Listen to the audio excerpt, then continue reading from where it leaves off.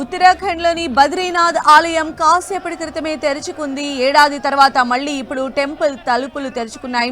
దీంతో దైవ దర్శనానికి భక్తులు పోటెత్తారు. భారీగా తరలి వస్తూ ఉన్నారు. అయితే ఆలయాన్ని సర్వాంగ సుందరంగా తీర్చిదిద్దారు. మొత్తం 4000 కిలోల పుష్పాలతో ఆలయాన్ని అందంగా అలంకరించారు.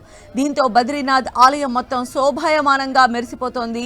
భక్తులు పోటీ పడి మరీ ఫోటోలు తీసుకుంటున్నారు. ఇక బద్రీనాథ్ ఆలయ ద్వారాలు ప్రతి ఏడాది వేసవి సీజన్లో మే మొదటి వారంలో తెరుచుకుంటాయి. ఈ ఏడాదికి ఇవాళ భక్తుల దర్శనార్థం ఆలయ ద్వారాలు తెరవనున్నారు.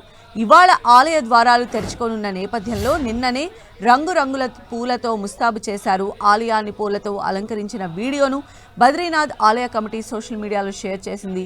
మరోవైపు ఆలయాన్ని దర్శించుకునేందుకు భక్తులు భారీ సంఖ్యలో తరలివస్తున్నారు. రాత్రి నుంచే ఆలయం దగ్గర పడిగాపులు కాస్తూ ఉన్నారు. ఇవాళ మరికొంతమంది భక్తులు రానున్నట్లు ఆలయ కమిటీ అంచనా వేసింది. భక్తులకు ఎలాంటి ఇబ్బందులు కలగకుండా అన్ని ఏర్పాట్లు చేసింది. चलो